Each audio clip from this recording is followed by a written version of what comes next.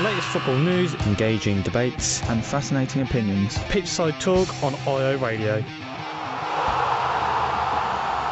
Yes, and welcome back to Pitchside Talk here on IO Radio. We're back for another week.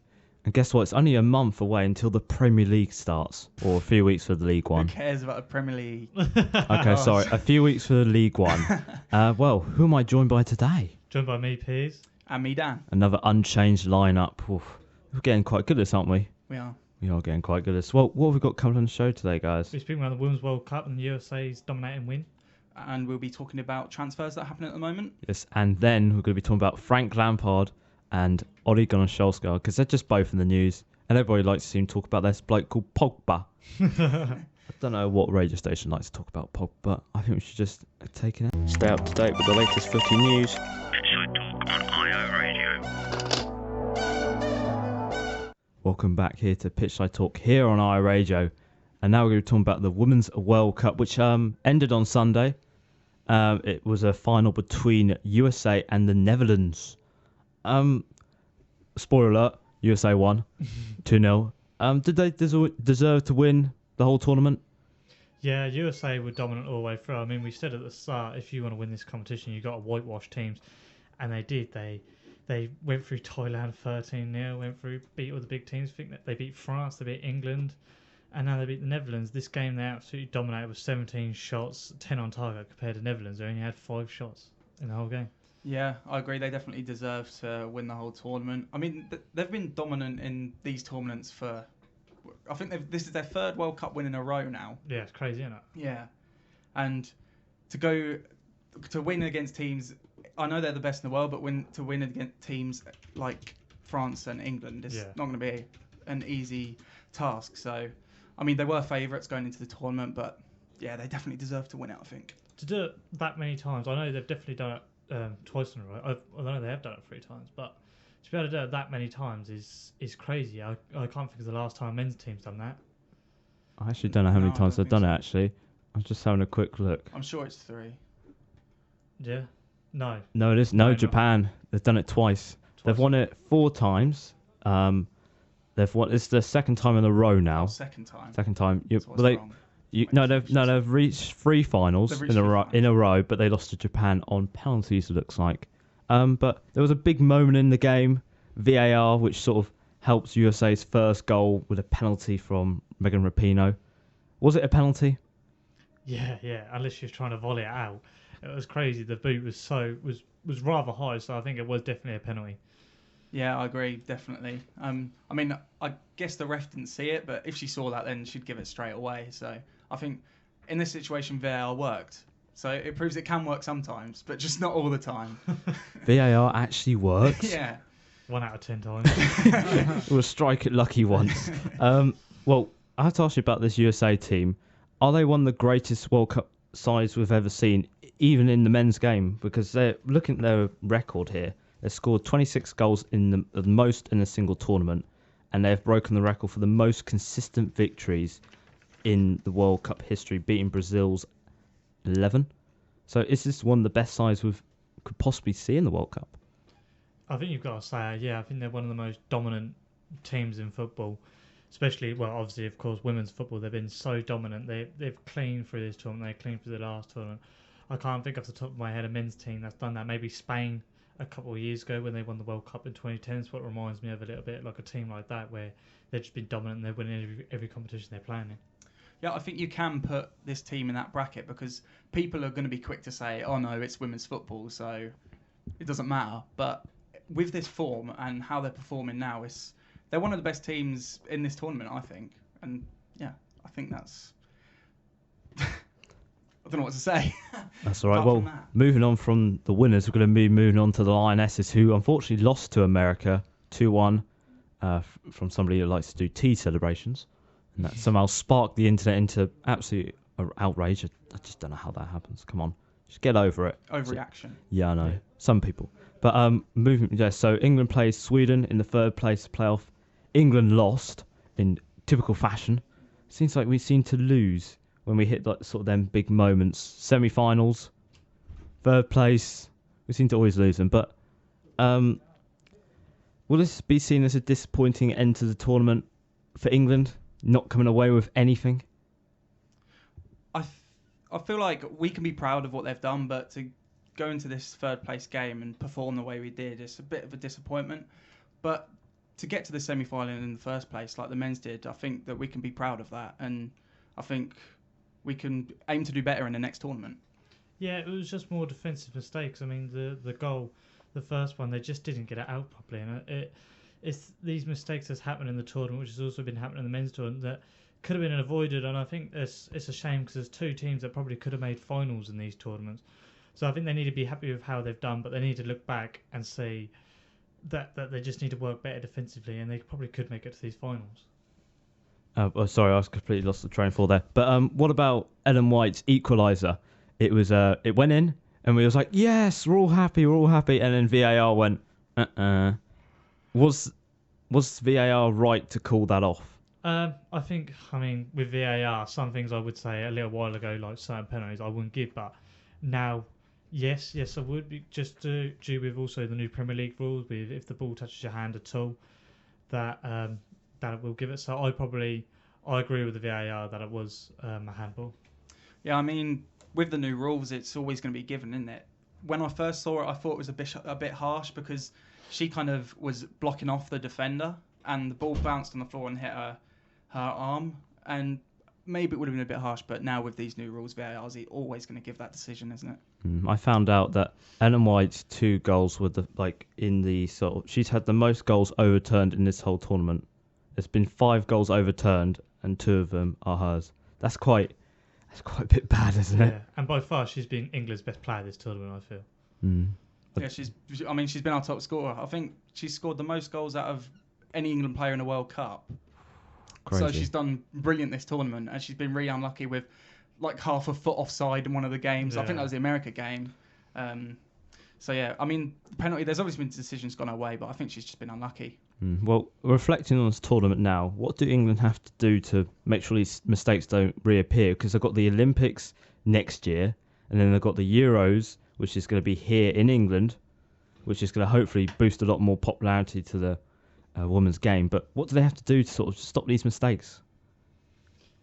I'm not too sure, to be fair. I know they can't sit on this success, because obviously in 2015 they finished in the same place as what they've done now.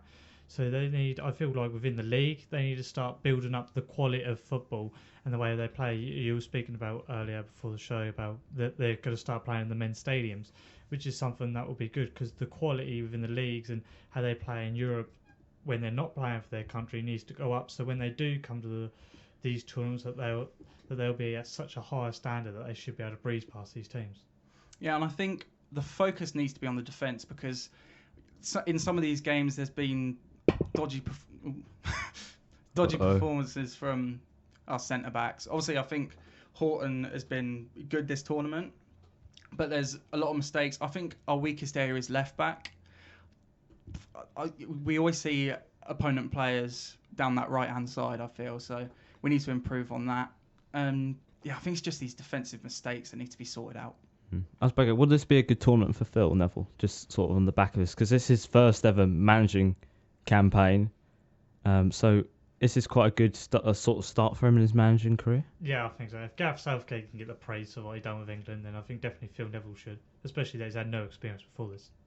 No, I agree. Obviously, he hasn't had any experience, so to get to a semi-final of a World Cup in your first try is a great achievement for him, I think. And will this be a tournament to remember, just on a whole reflection? Has this been one of those tournaments we can go, this has been really good? Yeah. I wouldn't say it's been like successful for England in general, but it will be remembered and will be successful for women's football in general, because of all the records that's been broken and the amount of people that seem to fall in love with football because of this, and the amount of people who've watched it. I think it will change the women's game forever.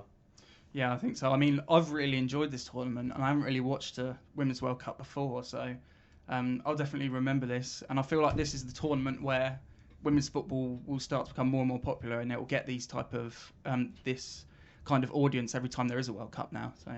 Well, that's good to hear. Well, before I forget to mention, follow our Twitter at talk_pitch, or if you want to listen to any of the shows again, YouTube Pitchside Talk, and you can just listen to any of the shows at your disposal, really. The new ones come up on Thursday. Touch wood, every Thursday. But when we come back, we're going to be talking about transfers because we've had a lot of transfers in sort of the week since we've been off. So, yeah. Kicking off opinions on IO Radio.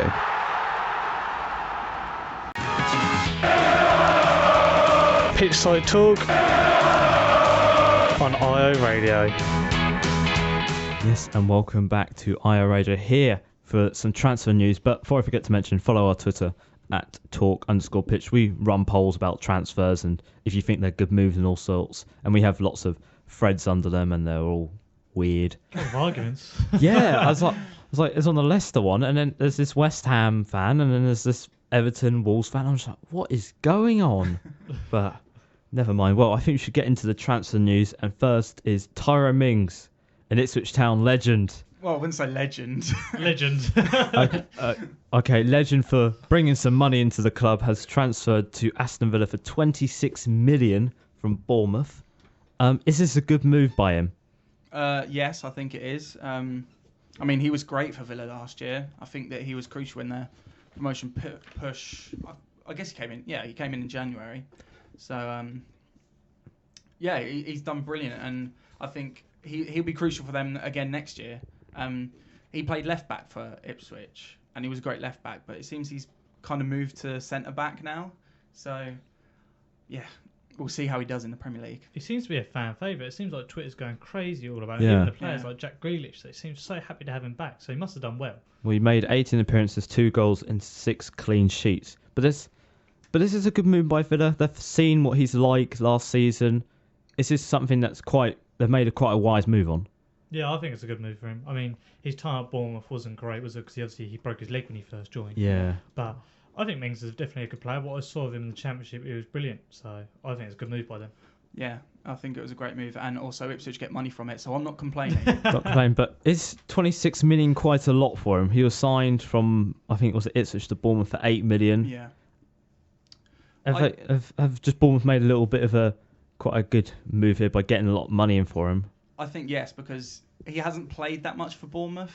Obviously, he broke his leg, so that's not his fault, but he hasn't had a great time at Bournemouth, so for him to go to 26 million, maybe that's a bit too much, but he's a great player, and I think he'll do brilliant in the Premier League at Aston Villa, so I think that he's worth that money. It's a little bit pricey, but I think it's a good move, yeah. Yeah, he's 26, so he's going to be hitting his prime very soon. Well, moving on from one big transfer to another big transfer for Manchester City. They're already dropping bombs of money already, aren't they? They splash out the cash from Rodri from Atletico Madrid. Is he being brought in to be the new Fernandinho replacement? Because he seems to, when looking at his stats, he's made 24 clean sheets in 47 games this season. Is he looking like to be this Fernandinho replacement now? Yeah, he's only 23 years of age. He's young. He's got a lot of potential. He'll definitely replace Fernandinho. He'll probably take the place of Dell from the squad as well. And I think he's just players like him with Kevin De Bruyne, and I think it'll be a really good signing. Yeah, I agree. I think I don't know much about him, but I think that he'll be a great signing for them. If he's in the middle with De Bruyne and them players, I think he'll be brilliant. So yeah, good signing for them. Is Pep putting quite a lot of pressure on? Because I know Pep Guardiola said he's the next Sergio Busquets. Is that quite a lot of pressure for him to have at this age? I think, yeah, it is, especially to compare him to a player like Busquets. But I think Pep knows what he's doing, don't he? He's a bit like a Mourinho. He says things for a reason to get a reaction out of the players. He probably won't even start straight away when he joins the club, will he? But in the future, I think he's definitely a good player for City. City doing good business as usual, and obviously they want to retain their title and push to win a Champions League. Yeah, obviously Pep knows his potential. So if Pep thinks that he can be like Sergio Busquets, then why can't he be? Because Pep knows what he's doing. Yeah. He knows what he's doing. Damn, you're not supposed to say that. I still think Liverpool win the league, George. Don't worry. Thank you. Can't wait to see your Premier League predictions then very soon coming up. What about, we'll move on to West Ham. Marko Arnautovic has left West Ham to go to Shanghai for, I think it's 19 odd million. It's sort of been brewing around for a fair few months. I know January he wanted to leave and that didn't happen to China. But this time he's left. Have West Ham made a good right decision here to get rid of him? Because this seems to remind me a bit of the Dimitri Payet situation. Yeah, always seems to happen, don't it? I mean, if he doesn't want to be at the club, there's no point having him at the club, is there? he's only going to bring toxicity to the club. So I think it was good to get rid of him. To be fair. Yeah, I agree. Obviously, as Piers said, if he doesn't want to play, then he's not welcome at the club, is he? I'm just a little bit disappointed that he went to China. Yeah. Yeah, well, Because he's a good player, but we know that if you go to China, your career is basically over. That's So, Alex Teixeira. That's it. so yeah, I mean, it's a good move for him money-wise, but football-wise, probably not. yeah. Well, West Ham missing because they're going to be losing 11 goals and 4 assists what he got this season. But he's had a few injury problems with hamstrings and muscle injuries. But will they miss him? They will at first, like they did Dimitri Payet, but they'll always come in and sign somebody. I think West Ham have got, I think they've got a bright future coming. They've been getting a couple signings in this season, so hopefully they can rebuild without him. Yeah, I rate Arnautovic. I think he's a good player. So I think he'll definitely be missed. But West Ham have the funds to get in a replacement, so I think they'll be able to adapt to his move away. Yeah, but with Manuel Pellegrini, will he reinvest that money quite smartly?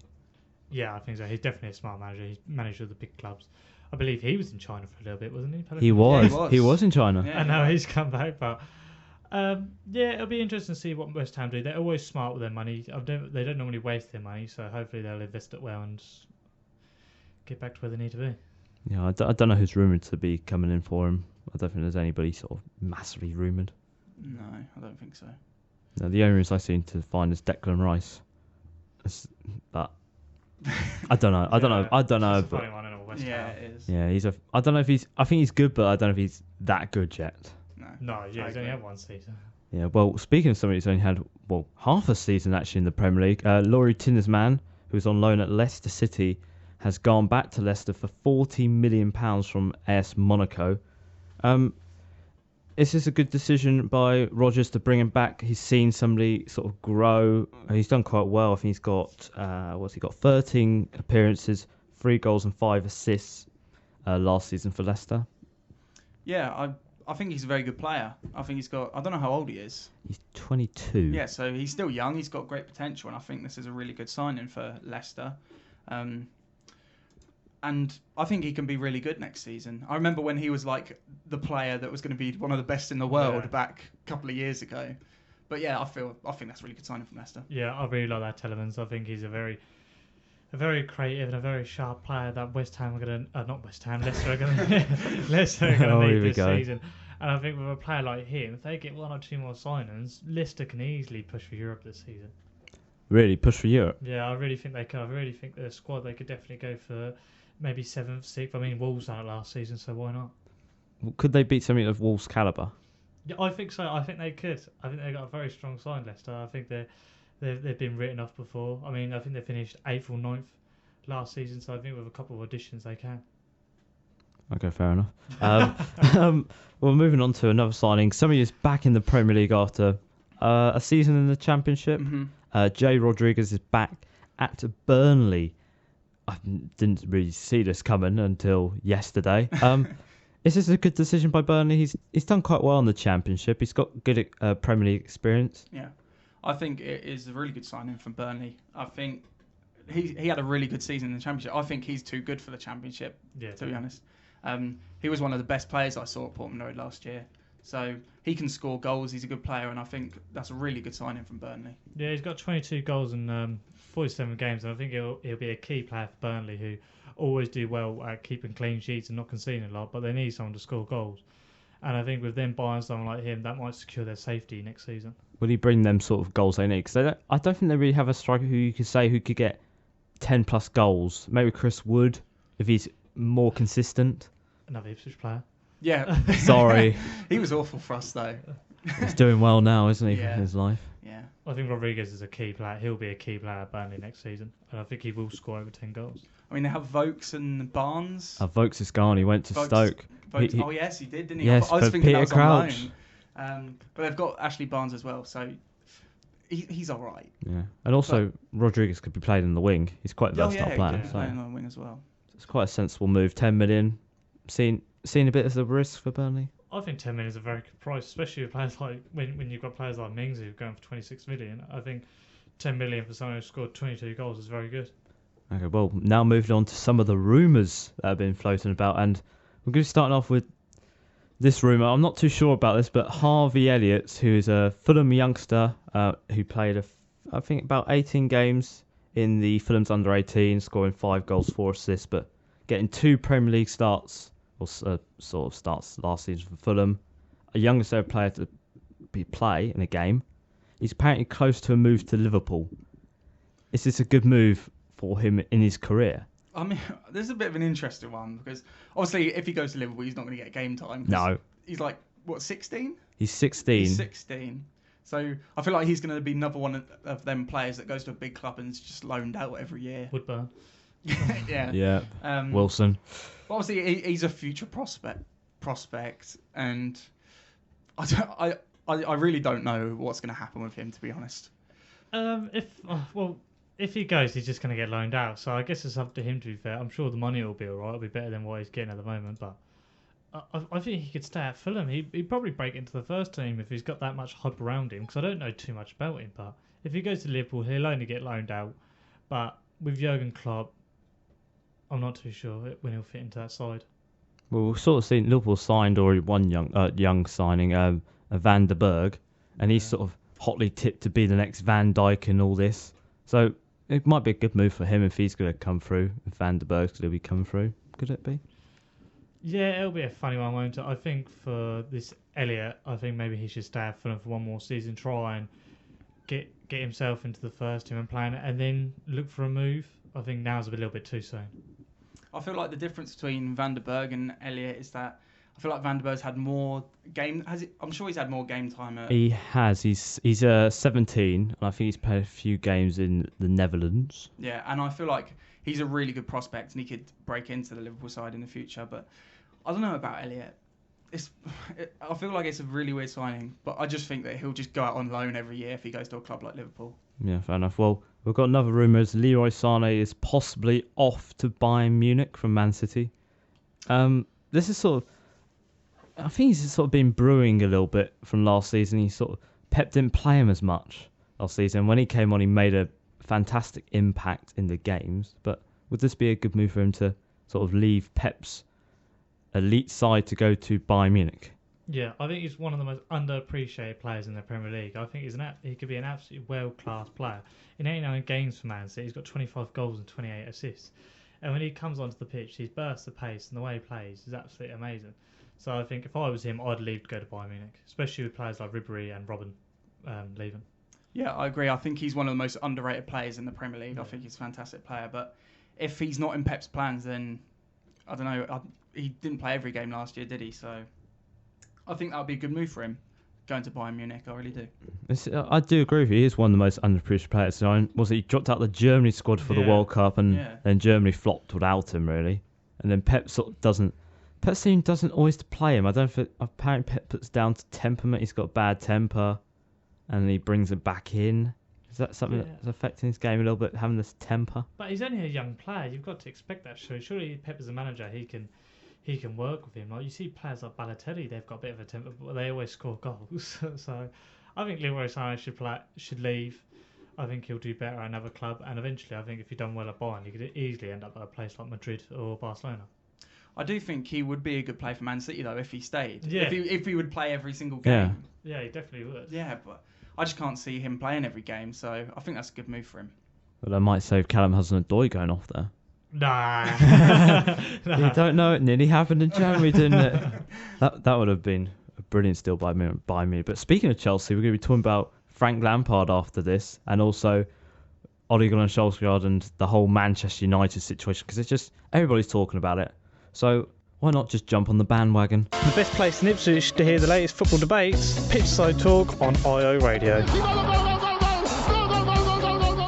Yes, that is right. This is the best place to hear all the latest debates.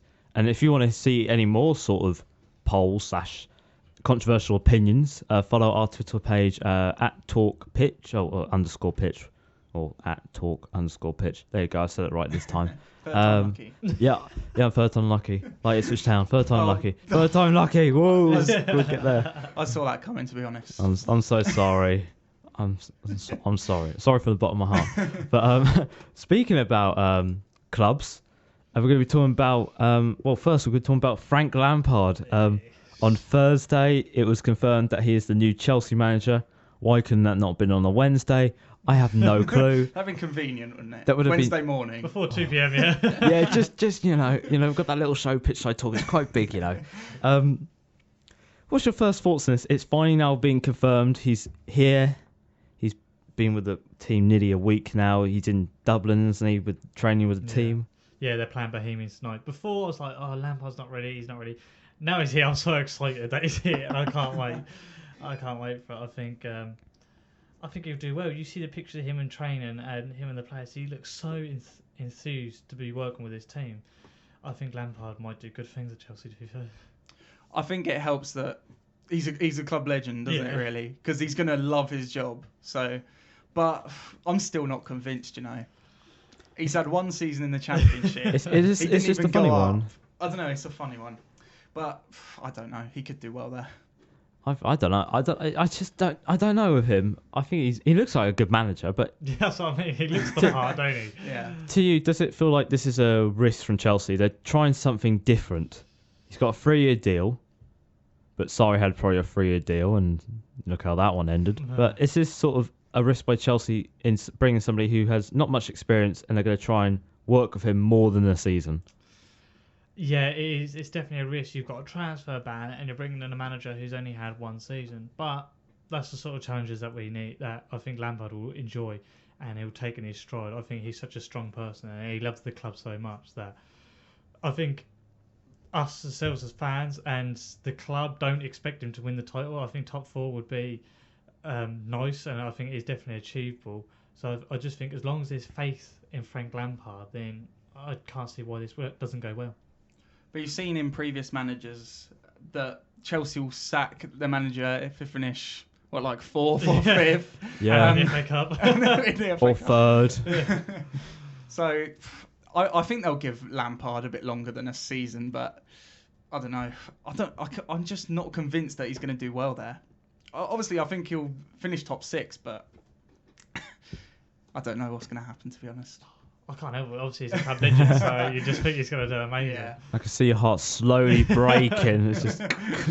But I want to ask, who could really impress under Frank Lampard? Because he said in his press conference, if they're 18 or 32, I'm going to play them. Yeah, I think there's definitely there are a few key players I've picked out that I think will definitely be important to Frank Lampard. I put Callum Hudson-Odoi, obviously, N'Golo Kante, Pulisic, Ruben Loftus-Cheek. Kurt Zouma is one I think is a very good player. I forgot about him. Before he done his knee in when we had Gustav Dink, he was a brilliant player. I really liked him. He has a tackle success rate of 71% as well.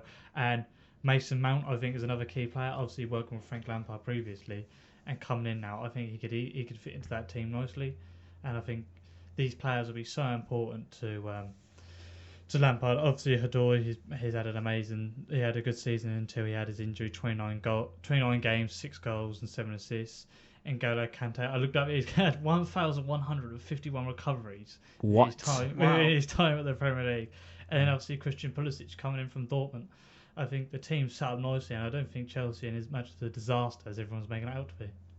I think Lampard coming out and saying that if you're 18 or whatever, you it doesn't matter, because players like Mason Mount, Tammy Abraham, they're going to be in there thinking that they can get into the first team. And I think Chelsea have got a brilliant setup. They've got some great players. It's just I don't know how it's going to go with Lampard.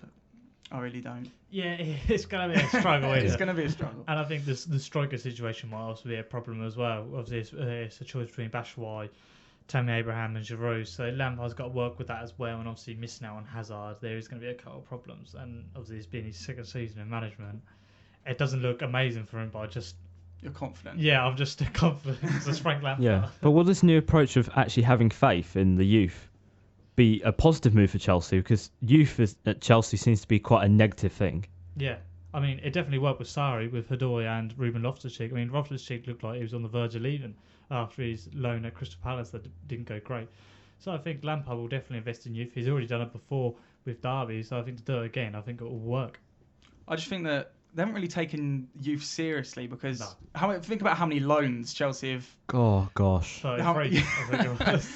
They send so many people out on loan, but I think now that Lampard's in, he knows that the potential that there is in the Chelsea youth, and he'll take it more seriously. Yeah, well, I think before Ruben and that, the last youth player to make it into the first team on a regular basis was John Terry, wasn't it? Yeah. What's that other one? There's that Josh. Oh, he was at Brentford last season. McEachran. Yeah. He hasn't really gone anywhere though. He was somebody who looked like to be the next thing, and Yeah. he played a lot, and then he just went. No, I think he's permanently at Brentford now. Oh, was he? Yeah. I don't Okay. think he's...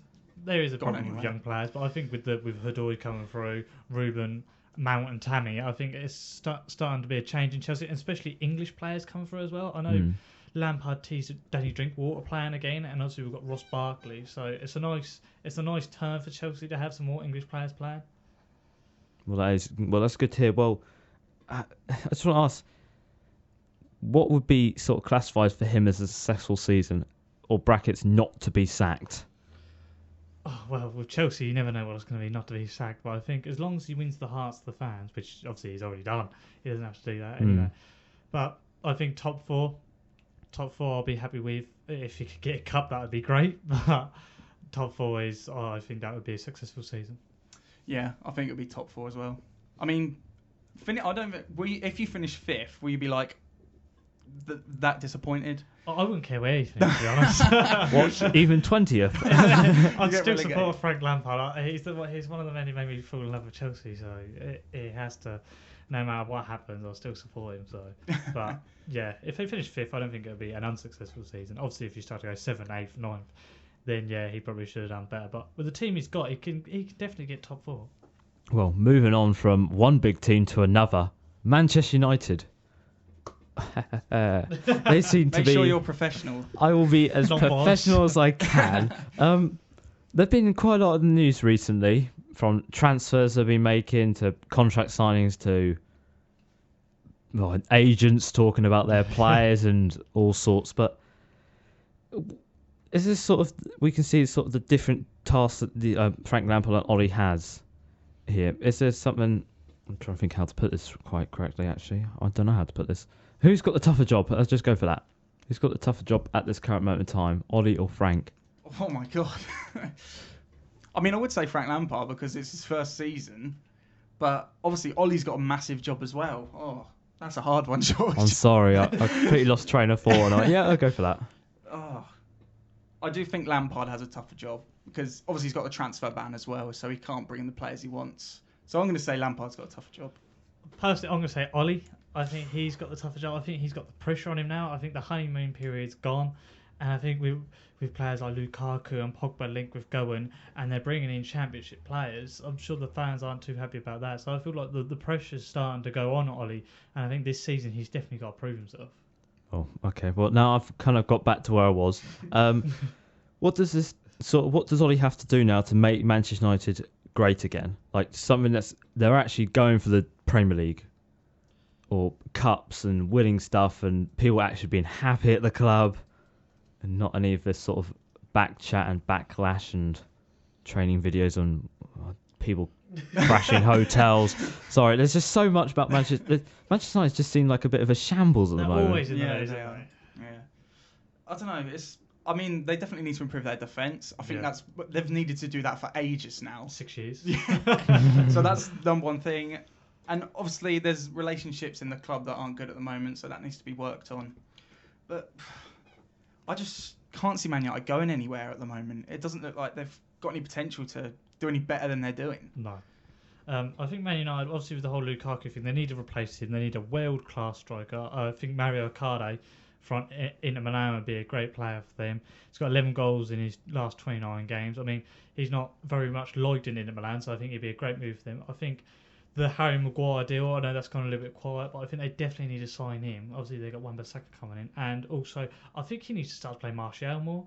I think he's a very class player at Manchester United, and he's been left out recently, so I think he needs to start as well. And I think with bringing in players like this and probably another midfielder with the whole Pogba rumours, that Manchester United could push on. We've just been there about Icardi actually from Inter Milan. Well, Lukaku actually is rumoured to go to Inter Milan. Yeah. With that, do Man U need to get rid of him? Because on his day, he is a quality striker. But is this sort of, he's still feeling the backlash from when he was with Jose, and it's sort of, the pressure got by Jose mantling pressure on him and all this. Is this sort of, he's still in this sort of effect of he needs some time to sort of get back to where he needs to be. I still think he's a good player, but I think there's a little bit of turmoil with the fans, isn't it? I don't think they're too happy with him. So I think a swap with some money with him and Ricardo would be the best option for Manchester United. Yeah, I think on his day he could be a world-class striker. I think he's a great finisher as well, but I don't know with Lukaku. He doesn't seem to bring out his full potential that he can every single game. And obviously the fans aren't happy with him either, so I think that's probably time for him to go. And swap deal with Icardi would be brilliant for Man United, I think. Well, speaking of more transfers, Paul Pogba. This is something that's been brewing for the last year and a half.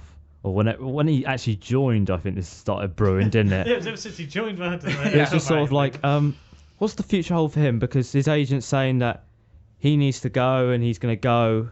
And then there's the video of him having a little sort of, I don't know, sort of a spat with Jesse Lingard. And then Ollie come out today and said that Paul Pogba's not a problem. He's going to be here. He's a crucial player. There's a variety of reasons why we want to keep him. But where does his future lie? Because the fans don't like him. Yeah, it's a funny one. Isn't it? I think Paul Pogba was one of Man United's best players on his day. I think he gets a lot of abuse from the fans and players and pundits just because of his price tag. I feel like if he come for 40 million and he'd done what he's done, they'd probably say he's been alright. But he definitely hasn't lived up to his expectation. But I think he's got quite a hard time at his time at Man United. But once again, his attitude hasn't been great. I don't think when he's been playing, but I think he's still got a point to prove at Manchester United. Yeah, I agree. I think he's a world-class player, and I think if he stayed at Man United, I do think it's crucial for Man United for him to stay. You know, because I think he is their best player. Obviously, he hasn't had the best relationships with players and managers over the last 2 years, but no, I think he should stay at Man United. Well, just back up. Will these sort of these rumours, these Lukaku and Pogba have an effect on the team? Yeah, I think it will do a little bit. When there's always a bit of doubt within the club, I think it causes a couple of problems. So I think they need to come out now and say whether they're leaving or not, and so Ollie can start to plan how he's going to form his team this season. Yeah, I think that's the thing, that if you're not sure if they're going to leave, you can't really plan properly what you're going to do for the start of the season. You can't really have Pogba and Lukaku in your plans, definitely, if they're not going to be here by then. So I think that's. I don't know. I guess obviously they're professionals, so yeah. But it'll probably cause a bit of pressure, I guess. Yeah, we're looking at Manchester United to have just a tougher season than Chelsea. Yeah. I think they will. Yeah, I think they'll have a tougher season than Chelsea, and I think Chelsea will finish above them. Yeah, I mean, I said Lampard had a tougher job, but after this conversation, maybe I changed my mind. But yeah, I can see Chelsea finish above Man United because I can't see them getting anywhere, to be honest. Well, it's quite funny. These two teams have got to play on the first game of the season, so it's going to be interesting to see what actually happens. Who comes out on top? I guess we're going to go for Chelsea come out on top. Yeah, but no, Man United are going to be a 1-1 win. Oh, yeah. It's a bit hard to predict this early, though, isn't it? Yeah. It is. Well, it's under a month now until the Premier League, so yeah, you got a point. You never know. So, well, when we come back, we'll be talking about some other news concerning football and two sort of big bits of news with the show, actually. So, stay tuned. Pitchside Talk, footy debate from the Premier League Outback. Yes, welcome back to, the League One Outback now. I still haven't changed it. I'm so sorry. Well, welcome back here to Pitchside Talk here on iRadio. If you want to follow our Twitter account, it's talk_pitch. And also our YouTube is just Pitchside Talk. You can listen to all the previous episodes. And this episode here, if you missed some of it, on Thursday. Touch wood. We're going to just do a little quick roundup. So Newcastle apparently are considering to appoint Steve Bruce as their new manager. They've gone from Rafa Benitez, the height of their powers, to Steve Bruce. Yeah, it's a funny one. What do you think about that? Because obviously you know a lot about shit. I think that's an awful move from Mike Ashley, to be honest. It hasn't happened yet, so I don't know who said that. But even though they're linked with him, that's such a weird move. I mean, he's done all right at Sheffield Wednesday. He did well to get them up the league because he joined February? Something like that. His first game was against Ipswich Town. They yes, won it was, 1-0. because he had like a break, didn't he? Yeah, I think he had some family matters. Yeah, but he did not very good at Villa. But there's so many other managers that are better than Steve Bruce out We there. spoke about it, didn't we? Like So many managers. I saw a tweet and it was like this. Like last month, we went from takeover, Rafa staying, Mbappe coming to Mike Ashley here. Was it Benitez gone and Steve Bruce coming in and Scott Dan linked with the club? It's like the Newcastle life it's called. But it just if he goes there, would that just be a train wreck? Because nobody wants to join that club. If he goes in, Newcastle fans, I can't imagine them having much excitement or expecting to do anything this season apart from just trying to survive. Because I think the club's starting to get in trouble, and I think they might sink down to the Championship. Mm. Yeah, it's going to be tough for Newcastle next year, isn't it? I just feel like some key players will probably leave, and if they're going to get a manager like Steve Bruce in, you can't see them staying up. I mean, we've said Gary Monk and Chris Hughton. Yeah. There's other managers out there, but Steve Bruce, no. No. Well, moving on to second bit of news, which is sort of quite big. Neymar is failed to turn up to the first day of pre-season training with PSG because there's lots of links to a return to Barcelona, and the PSG chiefs have come out and said if the right offer is made, they'll let him go. Would that be a good move for him to go back to Barcelona, the club where he left to become a better player? It's the easy option, isn't it? Just to go back. I think he went to PSG to prove himself, and I think he's in such a good team. But maybe this time instead of Messi taking his limelight, Mbappe's taken it. It seems a little bit, and he hasn't really lived up. He hasn't been stand out and won PSG or these cups, because I know their domestic cup they've lost that 2 years in a row, and I know they recently lost to Rennes, but I think he still needs, for that price tag for PSG, he still needs to give it a go. And I think going back to Barcelona is the easy way out. Yeah, I think I agree with that. I think obviously he's been overshadowed by Mbappe at PSG. You haven't really heard any world-class things that Neymar has done at PSG. So I think he'd probably want to go back to Barcelona. Yeah, definitely. He's been there before. But as Pierce said, for that price tag, you should give him a chance. Yeah. Yeah. It's quite a high price tag. Well, yeah, that's all our news we have. But Piers, you have some news you would like to reveal to? Yeah, don't know how to say it. It's a bit like a press conference now. It is a bit. Unfortunately, I'll be leaving the show. I've got a full-time job, so I won't be able to do this. It's a shame. I mean, I've enjoyed the time here. It's been good. Yeah. I've got to be thankful for George and everybody and Harry. Right. Getting me on the show and working with you and Dan. So it's been an amazing time. It's been an absolute honour having you. Unfortunately, I couldn't offer you the 12-month option like Ipswich Town do to every player, unfortunately. But as good as the transfer window, so plenty of time to get more players. Yeah, so good luck whatever you do next. If you ever want to come back, you always are welcome back. Yeah. Or if you ever want to get involved in the show, I know you do. Yeah. I love it. I can see by the beam smile. Well, I have a little bit of news as well that we have a fantasy Premier League league out now. I made one the other day, so if you want to join it, the code is, I have the code right in front of me. I need to write this down. Yeah, so do I. Yeah, write it down. Write it down. I'll let you. I also, people at home, get your phones out or whatever and write it down. So go for it whenever you want to. Just give you a little bit of time. I've got to find it. Yeah, are we all ready over here? I am ready. Yeah. Well... Oh, he can't find his notes. Okay, here we go. You ready? I'm there. I can find the memo thing. Right, so it's a Y, Q, 4, 6, X, T.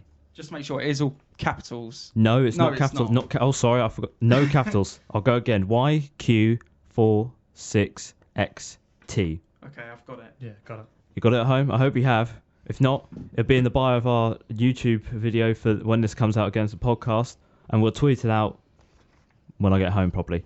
So yeah, that is the end of the show. It's been on having you on here, Piers.